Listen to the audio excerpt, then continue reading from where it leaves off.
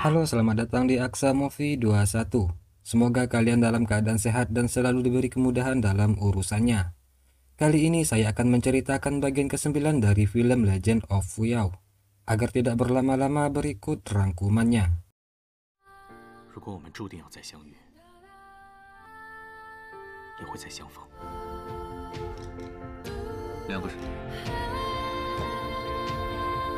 Setelah kepergian Wuji dan Zhongyu, Fuyo terbangun di pinggir sebuah sungai.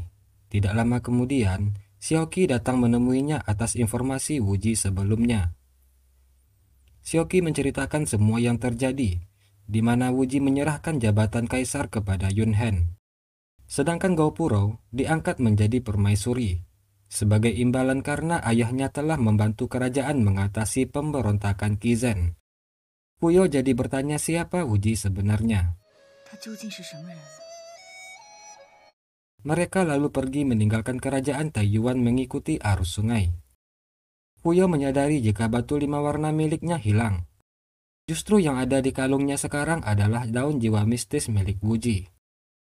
Di mana setelah Wuji melepaskan segel pertama Fuyao, dia menukar batu 5 warna Fuyao dengan daun jiwa mistis miliknya.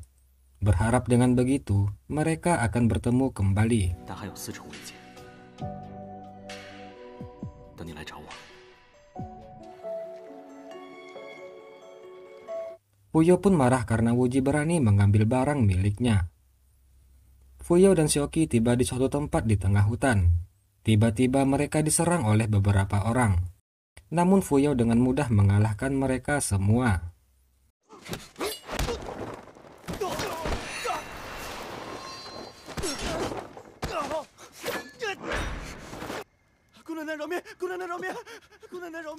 Penyerang tersebut mengaku sebagai anak buah Zhang Beiye yang baru saja menyerang ibu kota Kun kerajaan Taiyuan. Fuyo tentu saja tidak percaya. Dia lalu mengancam orang tersebut, yang ternyata dia adalah anak buah Zhang Nancheng yang mengaku sebagai anak buah Zhang Beiye untuk merusak nama baik Zhang Beiye, yang mengakibatkan Zhang Beiye akan menjadi buruan dari 5 wilayah. 快走！ 既然如此， Fuyo lalu membawa prajurit yang tertangkap itu ke kerajaan 7 bintang untuk membersihkan nama baik Zhang Beiye. Fuyo kemudian bertemu dengan para pengungsi yang diasingkan karena terkena wabah penyakit menular. Mereka dirawat oleh Folian dan dibantu oleh Xiaoling. Tiba-tiba Xiaoqi melapor jika prajurit tawanan mereka tiba-tiba pingsan, yang ternyata secara tidak diduga pria itu juga tertular wabah penyakit. Fuyo dan Xiaoqi kemudian menetap di sana sambil membantu merawat para korban yang terkena wabah. Xiaoqi berkata jika para tabib berencana akan ke ibu kota Mekres untuk mencari daun, yang dipercaya sebagai obat ajaib yang bisa mengatasi wabah menular tersebut. Xiaoqi berkata jika putra mahkota kerajaan Mekres akan segera kembali, yang dipercaya bisa mengatasi masalah wabah tersebut, yang diketahui bernama Zhang Sun Wuji. 长孙无极说：“这个天权的太子马上就要回朝了，等他回来了。” Sementara itu, di ibu kota Mekres para pejabat sedang melakukan rapat persiapan untuk menyambut kembalinya putra mahkota Zhang Sun Wuji setelah berlatih selama 10 tahun di Cakrawala kuno. Prajurit tawanan Fuyo sebelumnya akhirnya meninggal akibat wabah. Fuyo kecewa karena satu-satunya saksi yang mau dibawa ke kota Kaisaran Mekres meninggal di penampungan. Akan tetapi Fuyo tetap akan ke kota Kekaisaran Mekres untuk bertemu dengan kaisar dan menjelaskan kebenaran mengenai Zhang Beiye. Tiba-tiba Xiaoling mengabarkan jika Folian jatuh sakit, yang kemudian memanggil ingin bertemu Fuyao. Folian menjelaskan jika dia seharusnya pergi ke kota Kekaisaran sebagai utusan resmi dari negara Xuanji, yang ternyata dia adalah putri kedua dari negara Xuanji dan sudah bertunangan dengan Wuji sejak kecil. Namun karena Folian sekarang tidak bisa berangkat, maka Folian meminta Fuyao untuk menyamar menjadi dirinya sebagai utusan dari negara Xuanji. Folian memberikan Fuyao lencana Phoenix ungu sebagai identitas putri kedua dari kerajaan Xuanji. 我求你，因求求你了，小姐。 Fuyao dan Xiaoqi berangkat menuju kota Kekaisaran Mekres. Sesampainya di sana, Fuyao melihat seseorang wanita dipukuli. Fuyao pun menolong wanita tersebut dan menghajar pria yang memukulnya. Tidak lama kemudian, muncul pangeran pertama Kekaisaran 7 Bintang dan memerintahkan pasukannya menangkap Fuyao.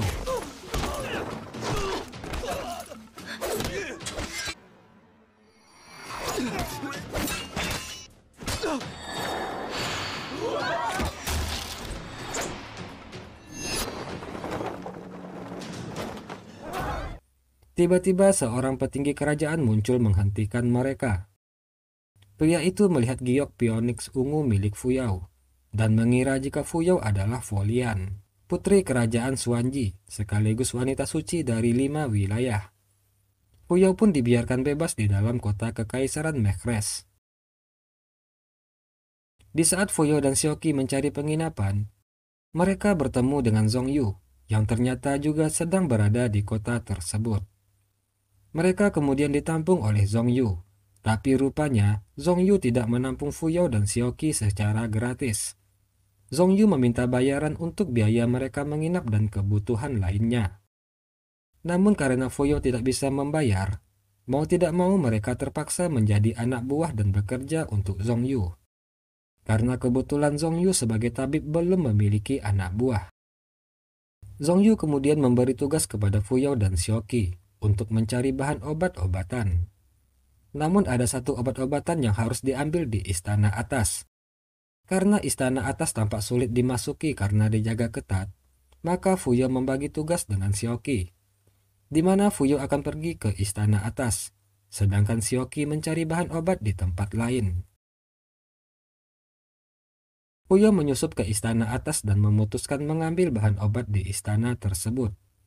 Di sana Fuyao melihat seorang pria sedang memainkan alat musik kecapi. Yang ternyata pria itu adalah Wuji. Fuyao yang melihatnya pun segera menghampiri dan memarahi Wuji karena telah mengambil batu 5 warna miliknya. Wuji yang melihat Fuyao datang marah-marah seketika terkejut.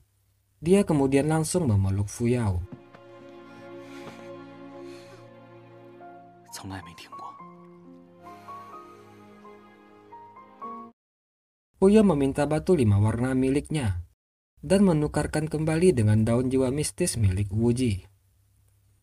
Di sini Wuji kembali membohongi Fuyao dengan mengatakan jika dia adalah Yuan Zhaosu, orang kepercayaan putra mahkota Zhangsun Wuji. Setelah mendapatkan kembali batu 5 warna miliknya, Fuyao berencana segera pergi dari sana. Namun Wuji menahannya. Setelah lama berpisah, Wuji tentu saja ingin mengobrol banyak bersama Fuyao. Dia lalu mengajaknya pergi ke sebuah kedai minuman. Fuyao yang sebenarnya juga senang kembali bertemu Wuji pun menurutinya. Di sana tanpa sadar, Fuyao minum hingga dia mulai mabuk. Fuyao terlihat marah karena Wuji selalu menipunya. Namun akhirnya, tanpa diduga Fuyao mencium Wuji.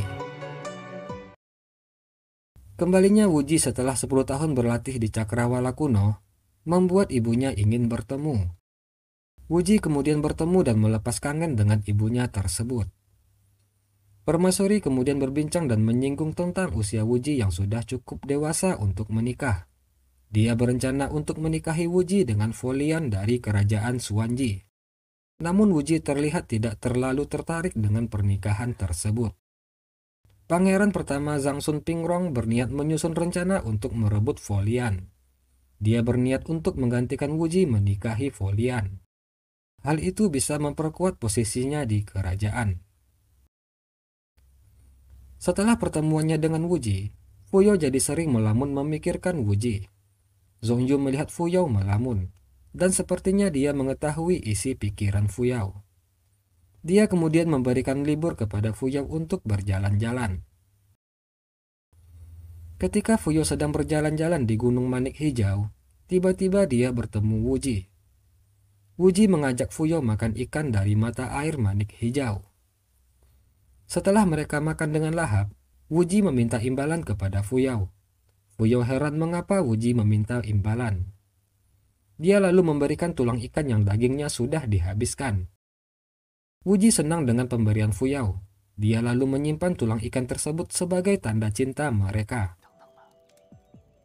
吃好牙法，就当成是我们的定情信物。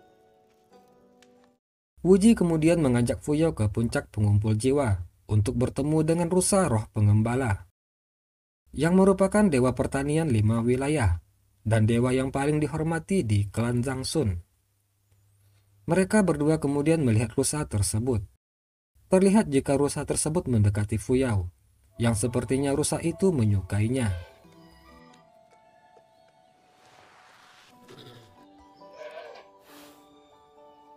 他喜欢你，这是木林之王。 Wuji berkata jika melihat rusa tersebut, berarti mereka akan melalui perjalanan yang akan mewakili cinta yang murni, berani dan tidak egois. 又遇到你， 什么天意？ Setelah kembali ke kota kekaisaran, Puyo yang sedang melakukan penyamaran menjadi Folian dijemput oleh Pingrong karena ada acara pertemuan 5 wilayah di istana. Di saat yang sama, Xiaoling juga tiba di sana. Fuyao kemudian naik kereta menuju istana. Namun sebelum memasuki gerbang, utusan permaisuri menghentikan kereta dan menjemput Putri Folian.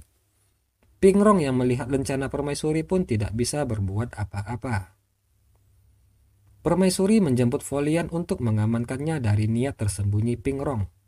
Pada pertemuan pertama, permaisuri terlihat langsung menyukai Folian. Dia meminta Folian mempersiapkan diri dengan benar untuk menjadi calon istri Wuji. Di tempat lain, Zhongyu yang dalam keadaan sakit berbaring di dalam sebuah goa. Wuji datang menyelamatkannya dari bahaya penyakit aneh tersebut. Penyakit aneh tersebut disebabkan karena Zhongyu mempelajari kungfu yang aneh, di mana dulu Fei Yan menyelamatkan Zhongyu dari pembantaian keluarganya. Kemudian Fei Yan mengajari ilmu silat dan pengobatan kepada Zhongyu dengan imbalan 40 tahun masa hidup Zhongyu. Malam harinya Fuyao tidak bisa tidur. Dia lalu seperti melihat seseorang lalu mengikuti orang tersebut. Ternyata orang itu adalah permaisuri Yuan. Fuyao lalu mengikuti permaisuri yang terlihat menemui seseorang. Yang ternyata orang yang ditemui permaisuri adalah pangeran bijak Zhang Sunjia, yang mana mereka menjalin hubungan terlarang di belakang kaisar. Fuyao kaget dan tanpa sengaja hampir jatuh. Zhang Sunjia merasa ada yang mengintip mereka. Fuyao secepatnya meninggalkan tempat tersebut. Zhang Sunjia mencari tahu siapa yang mengintip tadi. Dia melihat perhiasan dari sutra yang jatuh di balik pohon. 这也太……该看的了。元皇后和德王。 Pertemuan 5 wilayah kemudian digelar. Setiap kerajaan meletakkan peta masing-masing untuk menyatukan kekuatan dan mengatasi permasalahan di 5 wilayah. Sekarang mereka tinggal menunggu peta dari kerajaan Xuanji. Kemudian Fuyao yang menyamar sebagai Folian datang ke pertemuan tersebut. Jiansu yang ada di sana terkejut melihat kehadiran Fuyao. Lagi-lagi dia menyamar menjadi orang lain. Zhang Sunjia meminta peta bajak kerajaan Xuanji kepada Folian. Namun Fuyao berkata, jika dia ingin menyampaikan 2 hal. Yang pertama, dia akan memberikan peta tersebut langsung kepada kaisar. Lalu yang kedua, Fuyao mengatakan keterlibatan Zhang Nancheng dalam pemberontakan yang dilakukan oleh Qizhen di negara Taiyuan. Tapi kemudian dia malah melemparkan kesalahan kepada Zhang Beiye. Keadaan seketika menjadi gaduh. Terjadi perdebatan antara Fuyao dan Zhang Beiheng. Lalu permaisuri Yuan datang menghentikan perdebatan mereka. Fuyao kemudian diminta memberikan peta Xuanji. Tadinya Fuyao menolak karena ingin memberikan langsung kepada kaisar. Namun setelah didesak oleh semua orang, akhirnya Fuyao meletakkan peta negara Xuanji pada tempatnya. Tapi setelah peta Xuanji diletakkan, tidak terjadi penyatuan energi gaib 5 wilayah. Pingrong pun kemudian bertanya kepada Fuyao, petanya yang palsu atau Putri Folian yang palsu. Ketika Fuyao hendak memberikan penjelasan, tiba-tiba terdengar pengumuman kedatangan Putri Folian, yang bersamaan dengan Putri Folian yang asli memasuki ruangan. Melihat hal tersebut, Fuyao pun menjadi salah tingkah. Semua orang yang datang jadi bingung. Mereka bertanya siapa Folian yang asli. Fuyao kemudian mengaku jika dia adalah Folian yang palsu. Dia diminta Folian untuk menyamar menjadi dirinya, karena Folian waktu itu sedang sakit. Namun sepertinya Folian berbohong. Dia berpura-pura tidak mengenali Fuyao, dan berkata jika dia baru pertama kali bertemu dengan Fuyao. Akhirnya Fuyao pun sadar kalau dia telah dijebak. Dia berusaha menjelaskannya kepada permaisuri. Namun permaisuri tidak mau mendengarkan penjelasan dari Fuyao. Melihat hal tersebut, Fuyao menjadi kesal. Dia berniat hendak mengatakan kejadian yang dilihatnya semalam. Permaisuri kemudian memberi perintah untuk menangkap Fuyao. Namun tiba-tiba, Fuyao dipanggil oleh Kaisar. Kaisar berbincang dengan Fuyao. Dia menjelaskan mengenai identitas sebenarnya pria yang mengaku sebagai Xuan Yuanmin dan Yuan Zhaosu. Dia sebenarnya adalah Zhang Sun Wuji, putra mahkota Kekaisaran 7 Bintang. Seketika Fuyao kaget mendengar hal tersebut. Lalu Kaisar menunjukkan gambar hologram suasana di ruang pertemuan, di mana di sana Wuji sudah datang memasuki aula. Setelah penyatuan kekuatan melalui peta 5 wilayah, lalu dilanjutkan dengan acara pertunangan Zhang Sun Wuji dan Folian. Kaisar menjelaskan jika Zhang Sun Wuji dari kecil sudah bertunangan dengan Folian. Pertunangan mereka dilakukan untuk kepentingan 5 wilayah. Di dalam hologram tersebut, terlihat Wuji dan Folian saling memandang dengan mesra. Fuyao kemudian merasakan hatinya yang hancur dan mulai menangis. Sekali lagi dia merasa jika dia telah dibodohi. 也不是为了什么天权太子，骗了我那么久，都是假的吗？ Setelah menunjukkan apa yang terjadi di dalam ruangan pertemuan, Kaisar kemudian mempersilahkan Fuyao untuk pergi. Fuyao berjalan keluar istana dengan perasaan hancur. Tiba-tiba di luar, Pingrong dan pasukannya menyerang Fuyao. 等着害我是吧？少废话！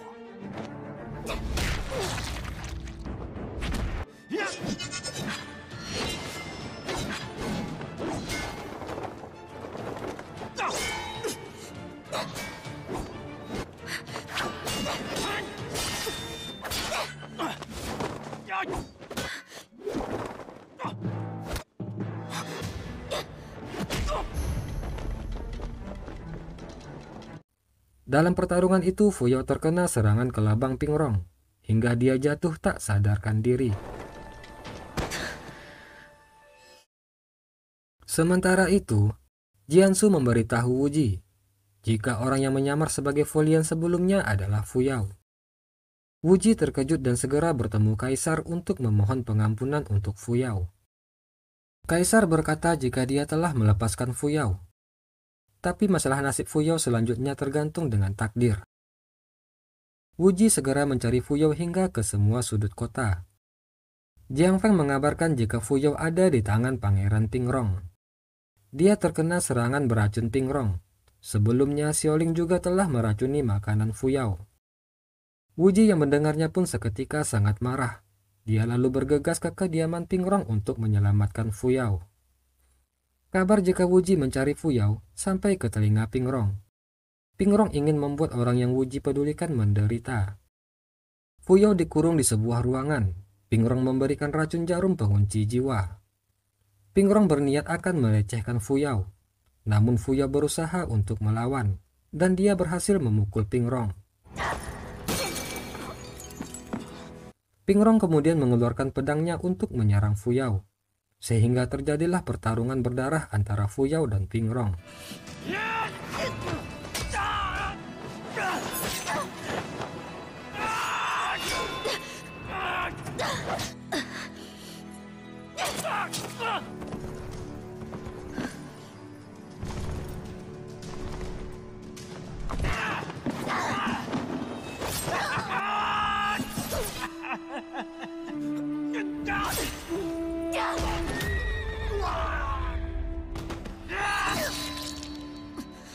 Pada akhirnya Fuyao berhasil melumpuhkan dan menyerang di tempat yang tepat, sehingga masa depan Pingrong seketika menjadi suram.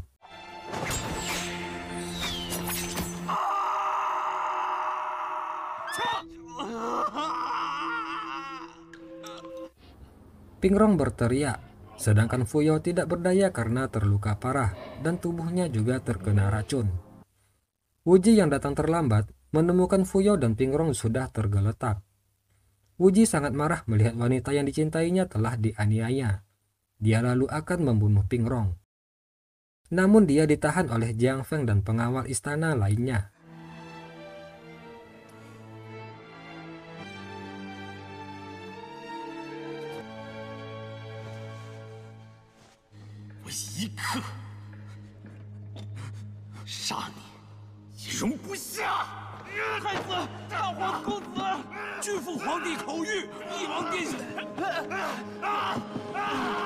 Pingrong mengadu kepada ayahnya karena alat kelaminnya telah dilukai oleh Fuyao.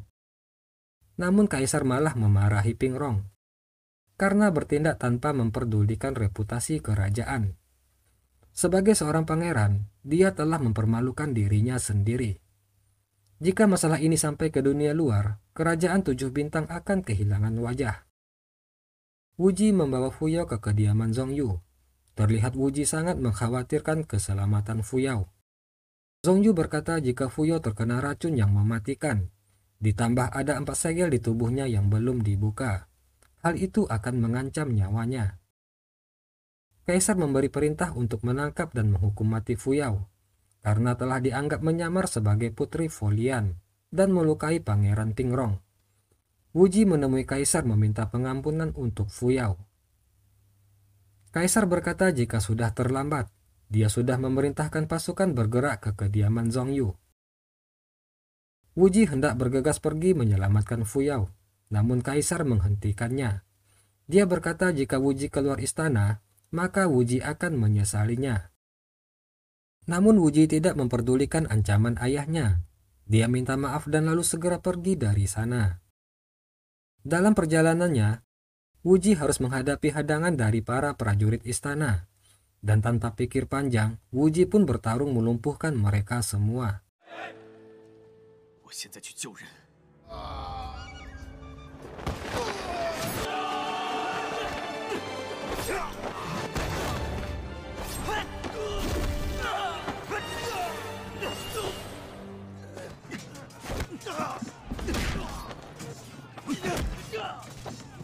马太子，事不宜迟，快走